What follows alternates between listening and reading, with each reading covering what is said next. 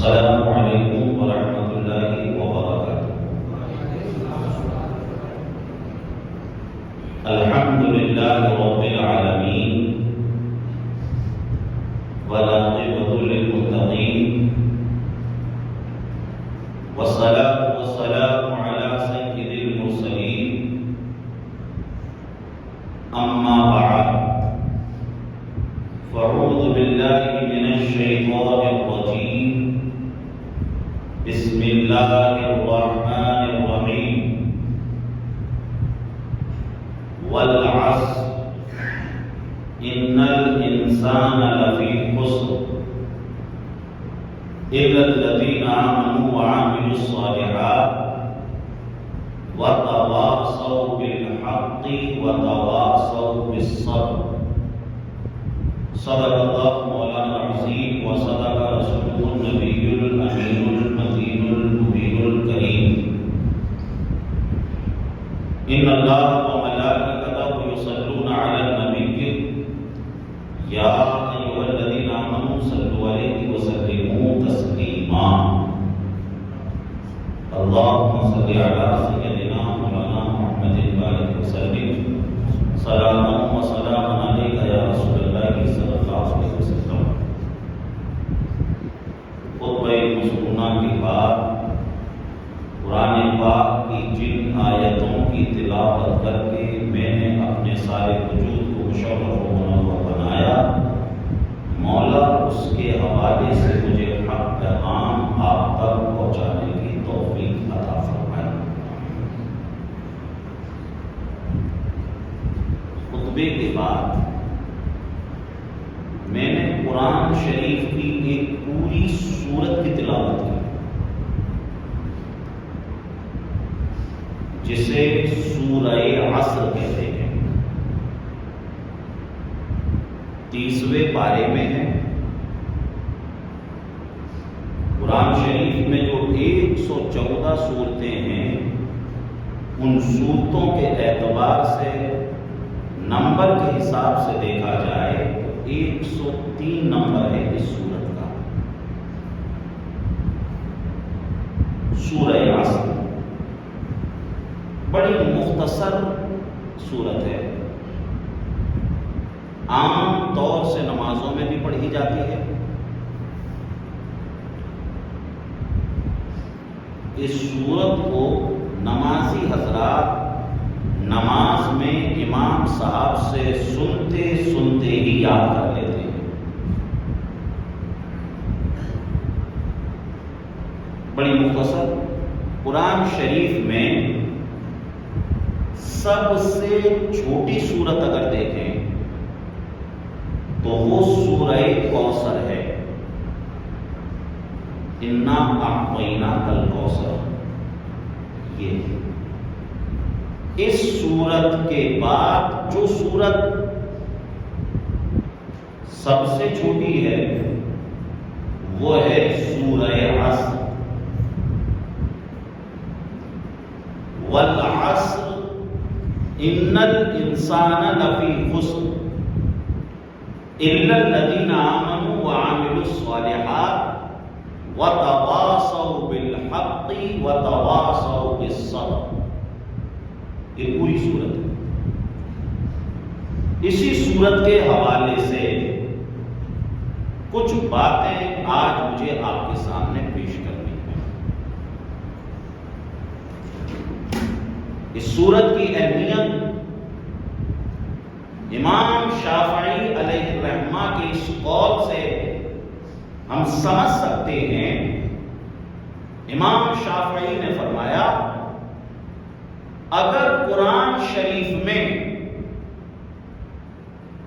صرف یہی ایک سورت ہوتی تو پوری دنیا کے انسانوں کے لیے یہی ایک سورت کافی تھی۔ یعنی اگر قرآن میں جو 114 سورتیں ہیں، اللہ تعالی 113 سورتوں کو نازل نہ فرماتا، 6000 سے زائد جو قرآن شریف میں آیات 540 جو رکوع ہیں، 30 پارے ہیں، 7 منزلیں ہیں، اگر اللہ انہیں نازل نہ کرتا، صرف سورہ عصر نازل فرما دیتا، تو انسانیت کی ہدایت کے لیے یہی ایک سورت کافی تھی۔ آپ اس سورت کی اہمیت اس سے لگا سکتے ہیں کہ اس سورت کی کتنی بڑی اہمیت ہے۔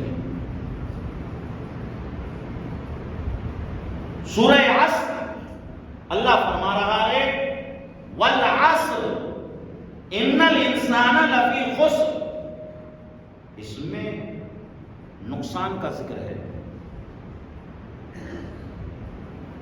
زمانہ محبوب کی قسم، انسان گھاٹے میں ہے، انسان گھاٹے میں، نقصان میں ہے۔ اس سورت کا شان نزول کیا ہے؟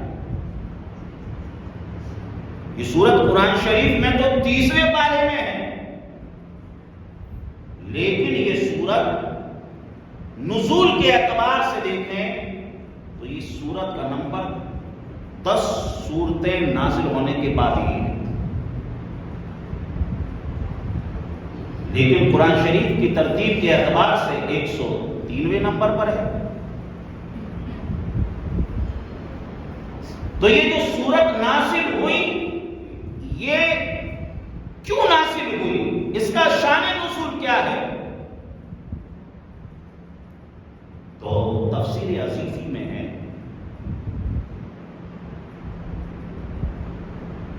ایک شخص تھا، مشرک تھا، اس نے حضرت ابوبکر صدیق رضی اللہ تعالیٰ عنہ سے کہا، اے ابوبکر تم بڑے گھاٹے میں ہو، تم نے اپنے باپ دادا کے دین کو چھوڑ دیا، لات و عزا کی عبادت کرنا چھوڑ دیا، ابو بکر یہ تم نے بڑے گھاٹے کا سودا کیا ہے۔ کون کہہ رہا ہے؟ کلاب بن اسد، جس کی کنیت ابو الاسدین تھی، مشرک تھا۔ اس نے کہا کہ تم نے گھاٹے کا سودا کیا۔ وہ یہ کہہ رہا تھا اللہ نے پوری سورت قرآن میں نازل کر دی، والعصر ان الانسان لفی خسر الا الذین آمنوا وعملوا الصالحات۔ زمانہ محبوب کی قسم، انسان گھاٹے میں ہے، انسان نقصان میں ہے، انسان خسارے میں ہے، مگر کون؟ جو ایمان نہیں لایا، جو بے ایمان ہے، جو مشرک ہے، وہ گھاٹے میں ہے۔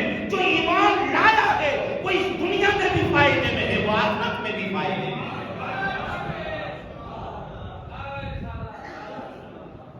جو ایمان والا ہے وہ تو اس دنیا میں بھی فائدے میں ہے، اور وہ اس دنیا سے جانے کے بعد بھی فائدے میں ہے۔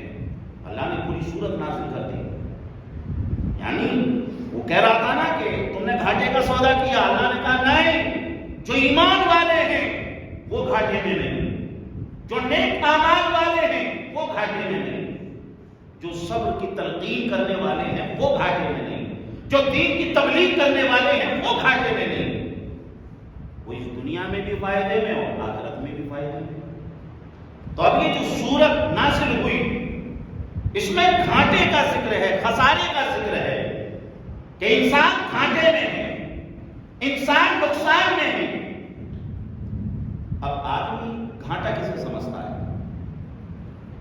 آدمی روپے پیسے میں لاس ہو جائے اسے گھاٹا سمجھتا ہے،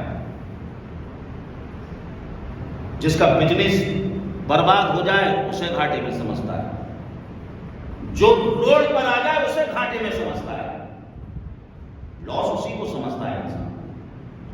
یہ جو سورت ہے، اس سورت کا نمبر 103 نمبر پر ہے یہ سورت۔ 102 نمبر پر جو سورت ہے اس میں کیا ذکر؟ اس میں اللہ نے مال کا ہی ذکر کیا، الہاکم التکاثر حتی زرتم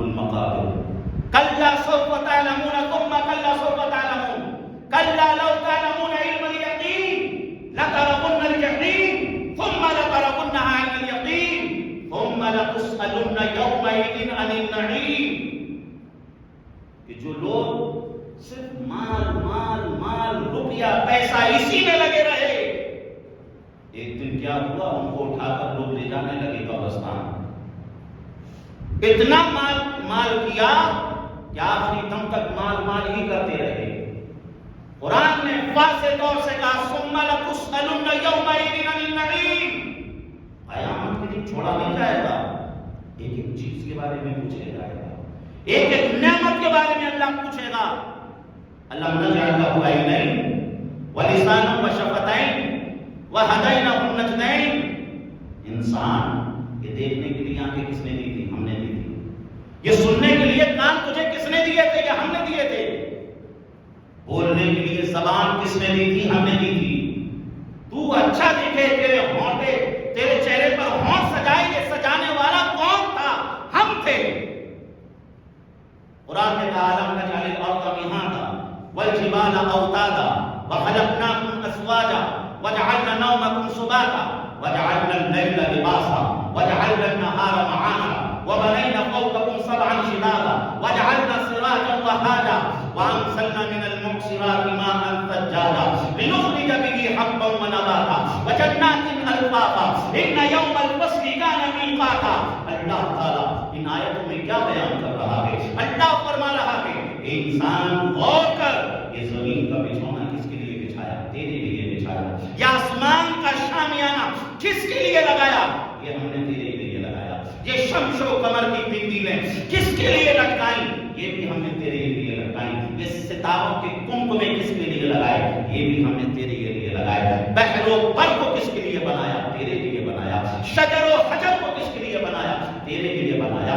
برگ و ثمر کو کس کے لیے بنایا؟ تیرے لیے بنایا۔ جنت کی بہاروں کو کس کے لیے بنایا؟ تیرے لیے بنایا۔ جنت کے حور و قصور کو کس کے لیے بنایا؟ تیرے لیے بنایا۔ اے انسان، یہ ساری کی ساری چیزیں ہم نے تیرے لیے بنائی، اور جانتا ہے تجھے کس کے لیے بنایا؟ وَمَا خَلَقْتُ الْجِنَّ وَالْإِنسَ إِلَّا لِيَعْبُدُونِ۔ ہم نے جناتوں کو اور انسانوں کو صرف اس لیے بنایا تاکہ وہ ہماری عبادت کریں۔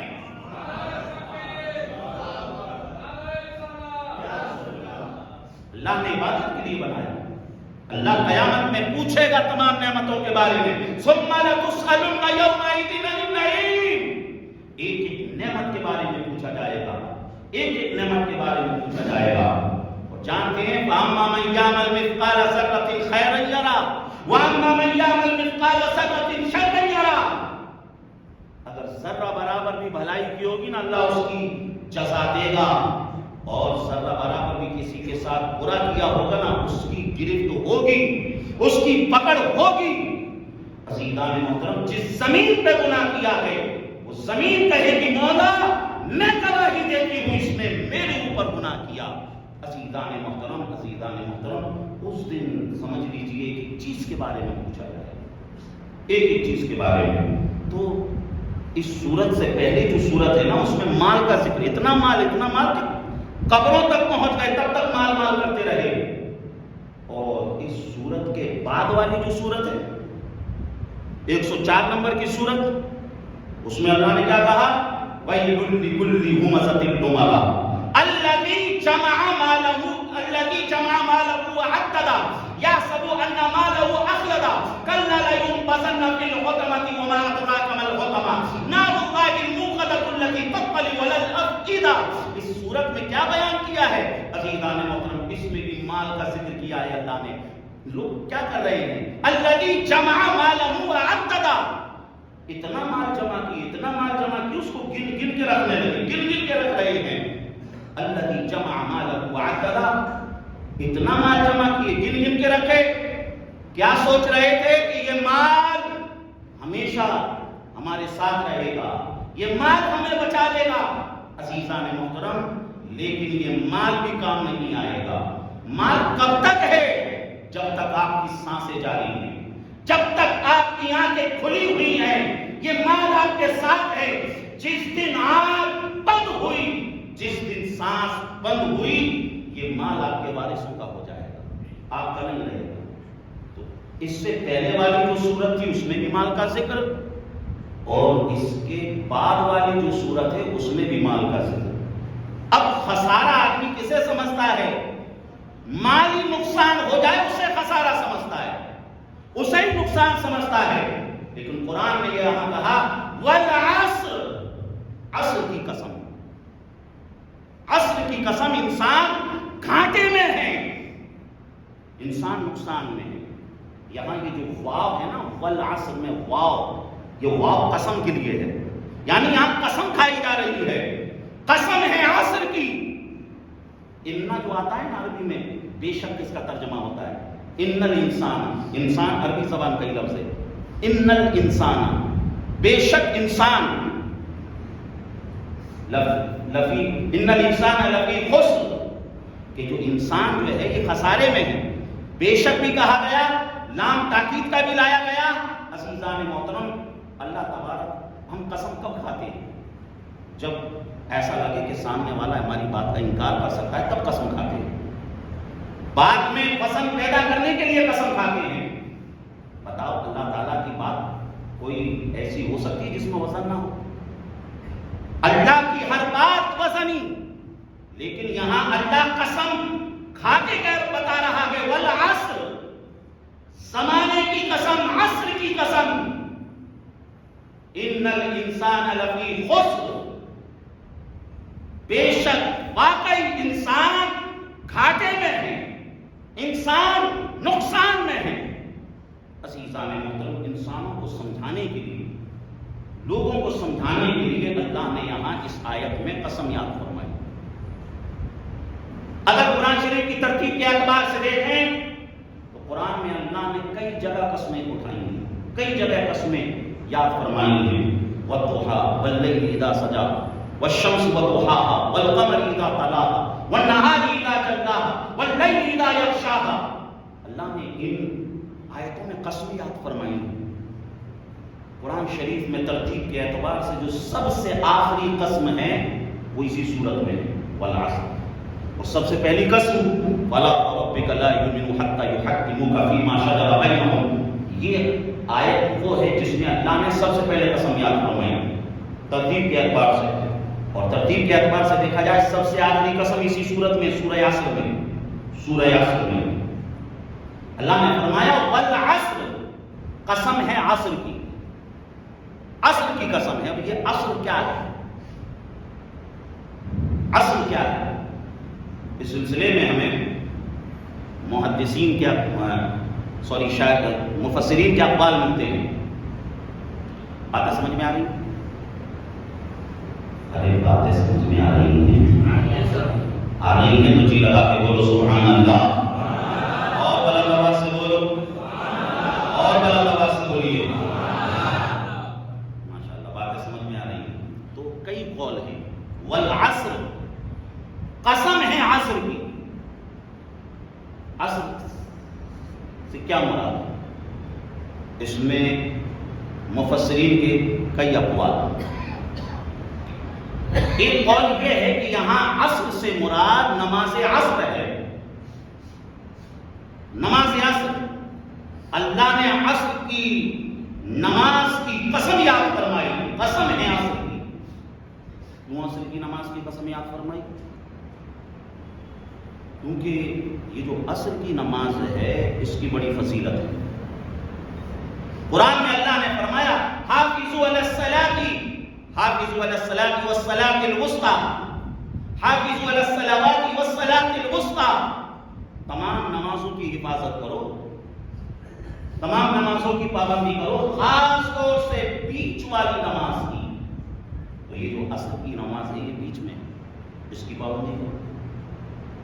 بخاری شریف کی حدیث ہے، آقا کریم صلی اللہ علیہ وسلم نے فرمایا جس نے عصر کی نماز چھوڑ دی گویا کہ ایسے ہے اس نے اپنے آل اولاد اور اپنا مال و متاع سب کو برباد کر ڈالا۔ کس نے؟ جس نے عصر کی نماز چھوڑ دی۔ عصر کی نماز کی بڑی تاکید، عصر کی نماز کی کیوں تاکید؟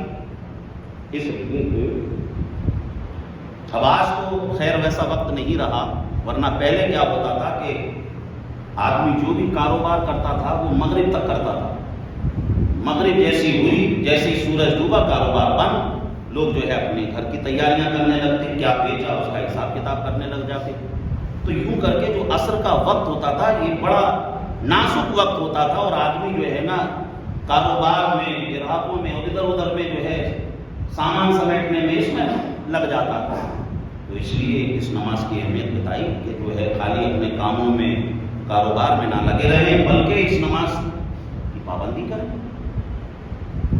تو یہاں عصر سے مراد نماز عصر بھی لیا ہے۔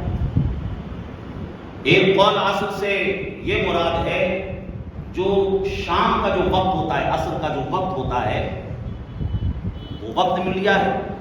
اللہ تعالیٰ نے جو ہے وقت کی قسم کھائی، والعصر زمانے کی قسم، وقت کی قسم۔ انسان گھاٹے میں ہے، اور بعض مفسرین نے یہ کہا کہ یہاں جو عصر لفظ ہے اس سے مراد زمانہ مصطفیٰ ہے۔ اللہ حضور کے زمانے کی قسم یاد فرما رہا ہے، والعصر زمانہ محبوب کی قسم۔ انسان گھاٹے میں ہے، انسان نقصان میں ہے۔ اب اس کے قرائن کیا ہیں؟ کیونکہ اس سے پہلے جو سورت ہے اس میں اللہ نے قسم یاد فرمائی، والضحیٰ چہرے مصطفیٰ کی قسم، واللیل اے محبوب تیری زلفوں کی قسم۔ اس کے بعد اور آگے آئے گی سورت میں اللہ نے فرمایا لا اقسم بہذا البلد وانت حل بہذا البلد، اے محبوب مجھے اس شہر کی قسم جس شہر میں تم جلوہ گر ہو۔ تو اللہ نے اس سے پہلے جو صورتیں ہوئیں اس میں کہیں حضور کے چہرے کی قسم یاد فرمائی، کہیں حضور کے بالوں کی قسم یاد فرمائی، حضور کی زلفوں کی قسم یاد فرمائی، حضور کے شہر کی قسم یاد فرمائی۔ اب سورہ عصر میں اللہ نے جو زمانے کی قسم یاد فرمائی ہے اس سے مراد زمانہ مصطفیٰ ہے، حضور کا زمانہ ہے۔ اللہ تعالیٰ حضور کے زمانے کی قسم یاد فرما رہا ہے۔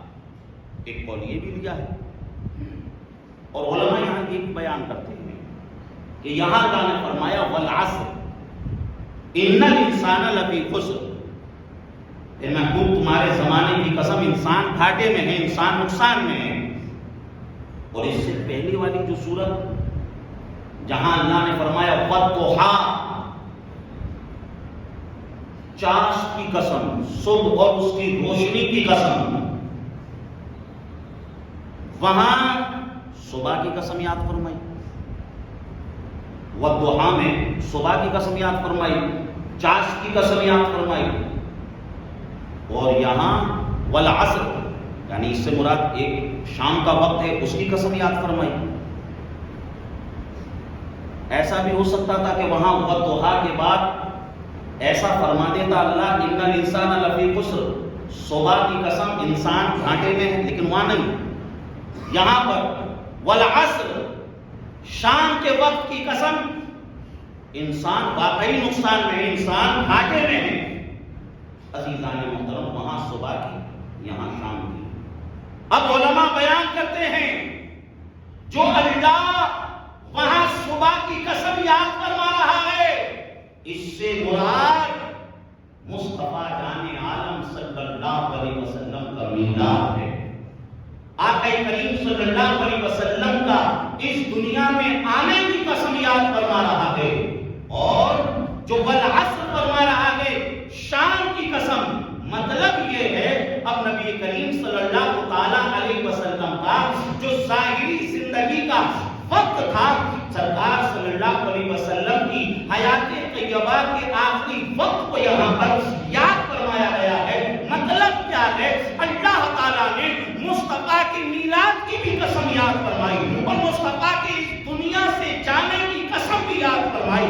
مطلب یہ ہے اب اگر کوئی مصطفیٰ کی ظاہری زندگی پر عمل نہیں کرے گا، حضور کی سنتوں کو نہیں اپنائے گا، حضور کے طریقے پہ عمل نہیں کرے گا، ان الانسان لفی خسر، ایسا انسان دنیا میں بھی گھاٹے میں رہے گا، مرنے کے بعد بھی گھاٹے میں رہے گا۔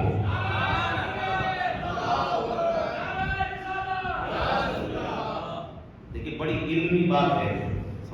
رکھ کے وہاں والضحیٰ دو چار سورت پہلے ایک سورت ہے والضحیٰ، وہاں پر والضحیٰ کا مطلب ہوتا ہے صبح، صبح کی قسم یہاں شام کی قسم، تو وہاں صبح سے مراد حضور کا اس دنیا میں آنا اور شام سے مراد حضور کا اس دنیا میں جانا، اور جو حضور کی زندگی پر عمل نہ کرے ایسا انسان نقصان میں ہے، ایسا انسان گھاٹے میں۔ اللہ نے فرمایا والعصر، زمانے محبوب کی قسم، انسان گھاٹے میں، انسان نقصان میں۔ علماء بیان کرتے ہیں بغداد میں ایک شخص رہتا تھا، روٹی کا کاروبار تھا اس کا، روٹیاں بیچتا تھا، تازہ روٹی 1 روپے میں دیتا اور باسی روٹی 2 روپے میں دیتا۔ اس کا عجیب ہی حساب تھا، تازہ روٹی تو مہنگی بکنا چاہیے، باسی روٹی سستی بکنا چاہیے، مگر الٹا کرتا تھا۔ لینے والوں نے کچھ پوچھا لیکن اس نے نہیں بتایا، انہوں نے کہا بھائی ہمیں تو تازہ روٹی سے مطلب ہے اور سستے سے مطلب ہے، ہم اتنی باریکیوں میں کیوں جائیں کہ بھئی تم اتنا سستا کیوں دے رہے ہو، کیسے دے رہے ہو وغیرہ وغیرہ، لیتے رہے لوگ اس سے۔ پوچھا بھی تو اس نے کہا کہ بھئی تمہیں لینا ہے تو لوگ، میرا تو یہی حساب ہے۔ لیکن ایک مرتبہ کچھ لوگوں نے سے پوچھ ہی لیا، اس نے کہا میں تازہ روٹی سستی دیتا ہوں، باسی روٹی مہنگی دیتا ہوں، آج جاننا چاہتے ہو تو سنو، میں باسی روٹی مہنگی اس لیے دیتا ہوں کہ یہ جو باسی روٹی ہے یہ ایک دن مصطفیٰ کی زندگی سے قریب ہے، یہ ایک دن مصطفیٰ کے زمانے سے قریب ہے، اور جو تازہ روٹی ہے وہ ایک دن مصطفیٰ کے زمانے سے دور ہے۔ یہ قربت کی وجہ سے اس کا باب میرے نزدیک بڑا ہوا ہے، اس کا ریٹ میرے نزدیک بڑا ہوا ہے، اس لیے میں تازہ روٹی سستی دیتا ہوں، باسی روٹی میں نہیں دیتا ہوں۔ والعصر، زمانے محبوب کی قسم، ان الانسان لفی خسر، انسان گھاٹے میں ہے، انسان نقصان میں ہے۔ اب سارے انسان گھاٹے میں نہیں، کون فائدے میں ہے؟ اب قرآن کہہ رہا ہے الا الذین آمنوا، اے لوگ، پہلے اللہ نے کہہ دیا کہ سارے انسان گھاٹے میں ہیں، اب سمجھ لیجیے تخصیص کی جا رہی ہے، کون گھاٹے میں نہیں؟ الا الذین آمنوا، جو لوگ ایمان لائے وہ نقصان میں نہیں، جو لوگ ایمان لائے وہ گھاٹے میں نہیں۔ ایمان کسے کہتے ہیں؟ مسلم شریف کی حدیث سے حضور سے پوچھا گیا اخبرنی عن الاسلام، اخبرنی عن الایمان، یا رسول اللہ یہ بتائیں ایمان کسے کہتے ہیں؟ قال رسول اللہ صلی اللہ علیہ وسلم ان تؤمن باللہ وملائکتہ وکتبہ ورسلہ ومن قدر خیرہ وشرہ، او کما قال النبی صلی اللہ علیہ وسلم۔ حضور نے فرمایا ایمان یہ ہے کہ اللہ کی ذات پر ایمان لانا، اس کے فرشتوں پر ایمان لانا، آسمانی کتابوں پر ایمان لانا، اس کے رسولوں پر ایمان لانا، اچھی اور بری تقدیر پر ایمان لانا، یہ ایمان ہے۔ اس کا زبان سے اقرار کرنا اور دل سے اس کی تصدیق کرنا، یہ ایمان ہے۔ اور ایک اور حدیث میں اللہ کے نبی صلی اللہ علیہ وسلم نے فرمایا لا یؤمن احدکم حتی اکون احب الیہ من والدہ وولدہ والناس اجمعین، تم میں سے کوئی اس وقت تک کامل مومن ہو ہی نہیں سکتا جب تک کہ وہ ہر چیز سے زیادہ مجھ سے محبت نہ کرے۔ جس کے دل میں ہر چیز سے زیادہ اللہ کے نبی کی محبت ہے، سمجھ لو وہ ایمان والا ہے۔ ایک حدیث میں حضور نے فرمایا اذا سرت کا حسنۃ وساءت کا سیئۃ فانت مومن، اگر تمہاری نیکی تمہیں خوش کر دے، تم نے اگر نیک کام کیا اور تمہیں دل میں اچھا لگ رہا ہے کہ میں نے واقعی کچھ اچھا کیا، اور کوئی گناہ سرزد ہو جائے تو پھر دل میں ایسا لگ رہا ہے کہ یار بڑا غلط ہوا، کسی نے نہیں دیکھا تو کیا ہوا، اللہ نے تو دیکھا۔ اگر اتنے خیال بھی دل میں آ رہے ہیں، حضور نے فرمایا فانت مومن، تو ایسا شخص مومن۔ اور اگر اس کو نہ نیکی کا احساس رہے نہ بدی کا احساس رہے تو پھر وہ ایسا شخص مومن ہی ہے۔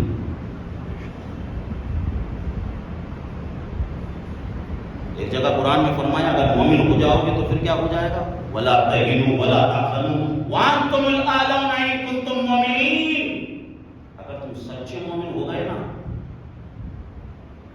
تو سربلندی پھر تمہارے لیے، عزت تمہارے لیے، وقار تمہارے لیے ہے۔ ارے سچے مومن ہو گئے تو زمین تو زمین، آسمانوں پہ تمہاری عظمت کے پرچم لہرا رہے ہیں۔ سچے مومن بن جاؤ تو جو ایمان لایا وہ نقصان میں نہیں، جو ایمان نہیں لایا اس کے چاہے کتنے ہی جہاز چلتے رہے، اس کے سمجھ لیجیے چاہے کتنا ہی بڑا بزنس ہو، وہ کامیاب نہیں، وہ نقصان میں۔ لیکن ایمان والا نقصان میں نہیں۔ اِلَّا الَّذِينَ آمَنُوا، جو ایمان لائے، وَعَمِلُوا الصَّالِحَاتِ، اور وہ جنہوں نے نیک عمل کیے، یعنی ایمان بھی لائے اور نیک عمل بھی کیے، ایسے لوگ گھاٹے میں نہیں، ایسے لوگ نقصان میں نہیں۔ اب نیک عمل کیا ہے؟ نیک عمل ظاہر سی بات ہے، نماز ہے، روزہ ہے، حج ہے، زکوٰۃ ہے، انہیں کو ہم نیک عمل سمجھتے ہیں یہ نیک عمل؟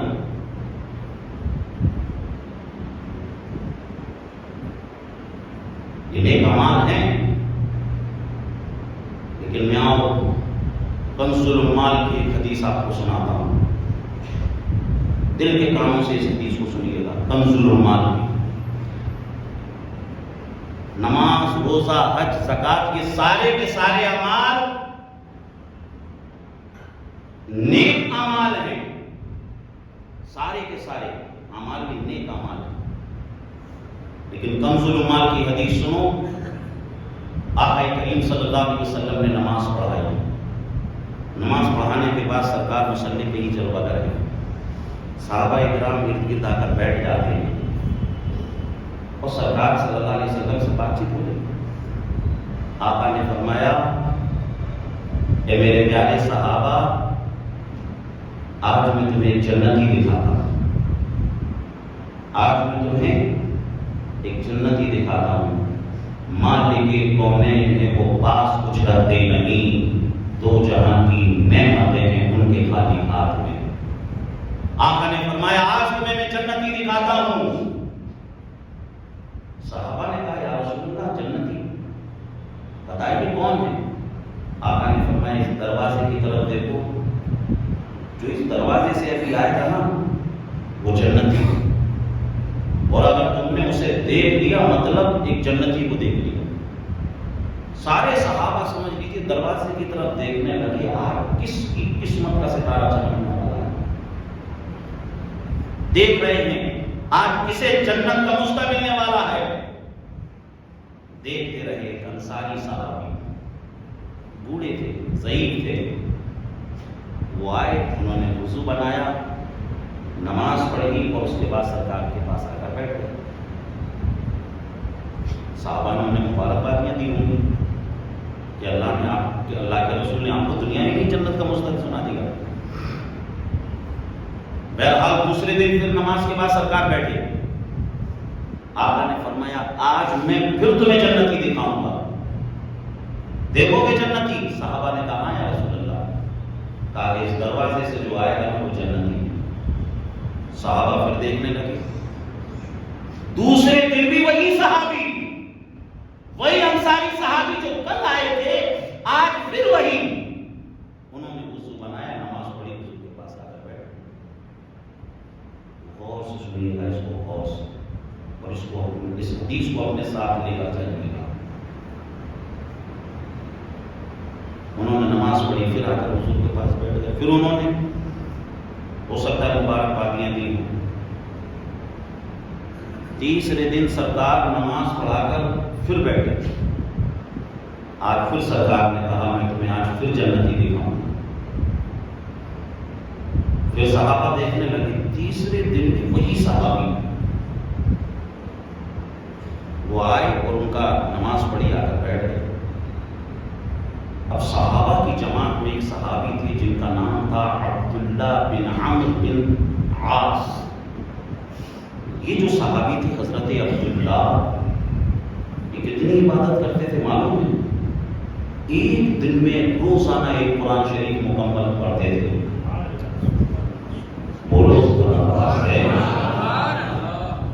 ایک دن میں روزانہ مکمل ایک قرآن شریف، اور روزانہ روزہ بھی رکھتے تھے. سمجھ لیجیے چاش اوابین، اور اس کے بعد جو ہے تہجد اور جتنے بھی نوافل ہیں وہ سب پڑھتے. ساری نمازوں کی 5 نمازیں تو پڑھتے ہی تھے. بتائیے کتنی عبادت. روزانہ ایک قرآن شریف مکمل، دن میں روزہ رکھ رہے ہیں، راتوں کو بھی عبادت کر رہے ہیں. حضرت عبداللہ کو ایسا لگا شاید یہ جو صحابی جن کو سرکار نے جنت کا مژدہ سنایا، یہ کوئی بہت بڑی عبادت کرتے ہیں. اب ان کے گھر چلا جائے، ان کی زندگی کو دیکھا جائے، کیونکہ ان کو تو سرکار نے منع بھی کیا کہ اتنی نماز نہ پڑھو، آپ کے اوپر آپ کے جسم کا بھی حق ہے، روزہ رکھو، ایک دن چھوڑ کے روزہ رکھو. سوچنے لگے جیسے یہ جو انصاری صحابی ہیں انہوں نے جس طریقے سے عبادت کی، ایک دن اتفاق ہو سکتا ہے، 2 دن ہو سکتا ہے، مگر تیسرے دن بھی سرکار نے فرمایا جنت ہی ہیں. سوچا اب پہلے ان کی زندگی کو دیکھوں گا یہ کیسے عبادت کرتے ہیں، اب عبادت ویسے ہی کروں. آئے ان کے پاس، ان سے کہا کہ کچھ دن میں آپ کے ساتھ رہنا چاہتا ہوں. انہوں نے کہا ٹھیک ہے. دیکھتے رہے گے. شام ہو گئی، کھانا کھا لیا، عشاء کی نماز پڑھی. اب ان کو تو ایسا لگا کہ ساری رات بھی مصلی پہ گزارتے ہوں گے، لیکن انہوں نے کھانا کھایا اور اس کے بعد اپنا آرام کرنے کے لیے بستر پہ پہنچ گئے. اور جو ہے سوچا کہ تہجد میں اٹھیں گے. یہ دیکھتے رہے رات کی پوری ایکٹیویٹیز کی، یہ کیا کرتے ہیں، لیکن تہجد کے لیے بھی نہیں. فجر کی نماز کا وقت جیسے ہی ہوا اٹھے اور مسجد چلے گئے. یہ بھی چلے گئے. سوچا دن میں کچھ کرتے ہوں گے، روزہ رکھتے ہوں گے، روزہ بھی اپنے کام پہ چلے گئے. دوسرے دن سوچا کہ آج نہیں کیا، آج کریں گے. دوسری رات کا پھر وہی معمول،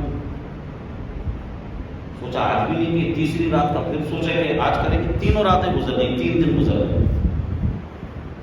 اب انہوں نے اپنا سامان اٹھایا حضرت عبداللہ نے، اور انصاری صحابی سے کہا کہ چچا جان، میں جو آیا تھا میرا مقصد ایسا تھا کہ اللہ کے نبی صلی اللہ علیہ وسلم نے آپ کو 1 دن نہیں بلکہ 3 دن تک جنت کی بشارت دی.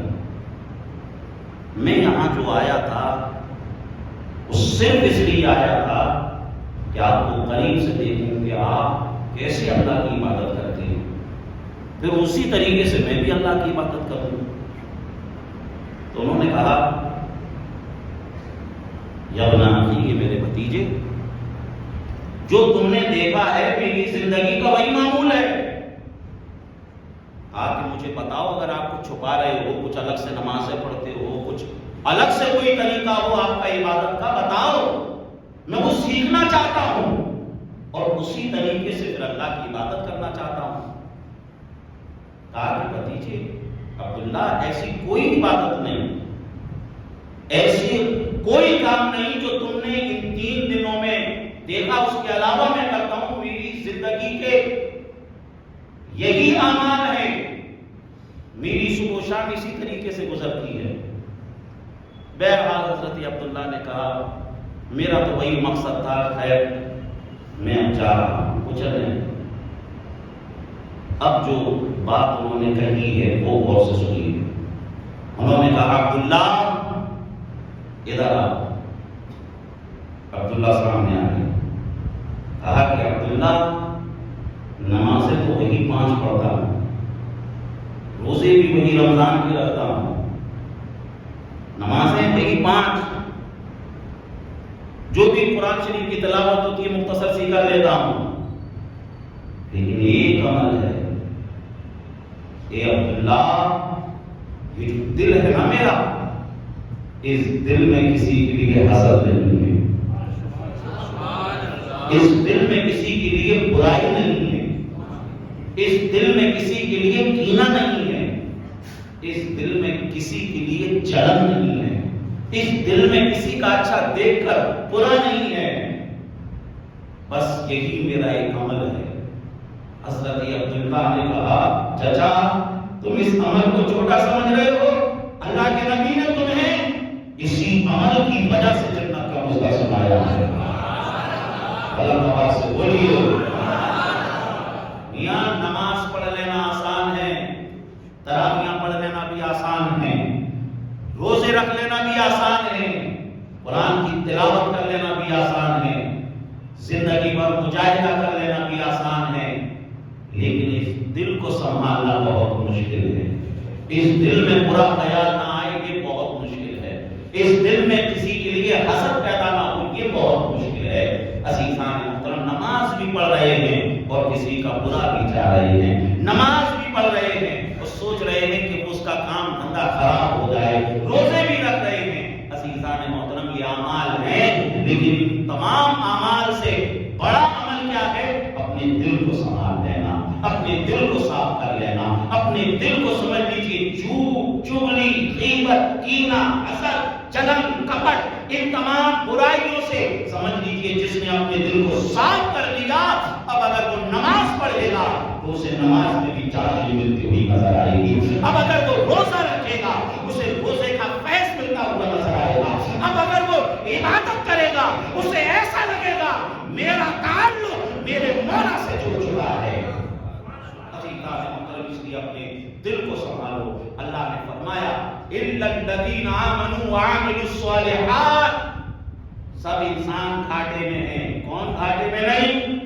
جس نے جو ایمان لایا وہ گھاٹے میں نہیں، وَعَمِلُوا الصَّالِحَاتِ، جس نے نیک عمل کیے وہ بھی گھاٹے میں نہیں، وَتَوَاصَوْا بِالْحَقِّ، اور جس نے حق کی وصیت کی، مطلب جس نے دین سیکھ کر دوسروں تک دین پہنچایا۔ یہ بھی سمجھ لیجئے ضروری ہے۔ آج ایک عام بڑا جملہ ہے، مجھے تو میری قبر کا جواب دینا ہے، اسے اس کی قبر کا جواب دینا ہے، تمہیں تمہاری قبر کا جواب دینا ہے، اسے اس کی قبر کا جواب دینا ہے، ٹینشن کیوں لے رہے ہو؟ میاں تم سے اس کی قبر کے بارے میں بھی پوچھا جائے گا، اس کے اعمال کے بارے میں بھی پوچھا جائے گا۔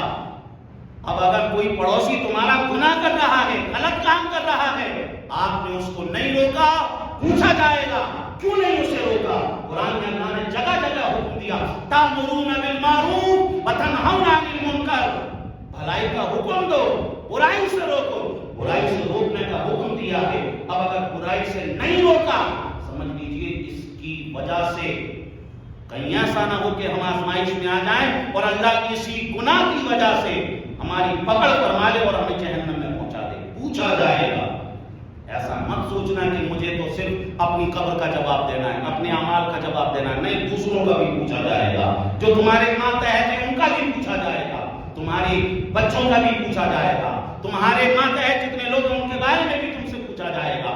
عزیزان محترم، تو اس لیے جو ہمارے ماتحت ہیں ان کے بارے میں بھی ہمیں جو ہے فکر رکھنا ہے۔ وَتَوَاصَوْا بِالصَّبْرِ، اور اگر دین کے راستے میں جب دین پر عمل کرو گے تو اس میں تکلیفیں بھی آئیں گی، پریشانیاں بھی آئیں گی، اگر اس پر صبر کرو گے تو سمجھ لیجئے ایسا آدمی نقصان میں نہیں، ایسا آدمی گھاٹے میں نہیں۔ چار چیزیں بیان کی، دو ہر انسان کے تعلق سے ہیں، اس کے تعلق سے ہیں، اور دو چیزیں اس کے غیر کے تعلق سے، ایمان اور اعمال، یہ اس کے تعلق سے ہیں۔ نیکی کی دعوت دینا، جو آپ نے حدیث سنی، حضور نے فرمایا بلغوا انی ولو آیا، اگر کوئی حدیث سن لو دوسرے تک پہنچاؤ۔ دوسروں کو صبر کی تلقین کرنا، دوسروں کو جو ہے نیکی کی دعوت دینا، اور دین کے راستے میں اگر کوئی مصیبت آئے اس پر صبر کرنا، یہ دو چیزیں دوسروں کے متعلق ہیں۔ جن کے اندر یہ چار چیزیں ہیں وہ لوگ نقصان میں ہیں، وہ لوگ گھاٹے میں نہیں، ورنہ پوری دنیا کے انسان گھاٹے میں ہیں جن کے پاس یہ چار چیزیں نہیں۔ ایمان ضروری ہے، اگر ایمان کے بغیر اعمال ہے تو پھر وہ بھی کسی کام کے نہیں، ٹھیک ہے۔ مولا تبارک و تعالیٰ بیان میں کسی طرح کی غلطی ہوئی تو اس کو اپنے فضل و کرم سے معاف فرمائے۔ استغفر اللہ ربی من کل ذنب واتوب الیہ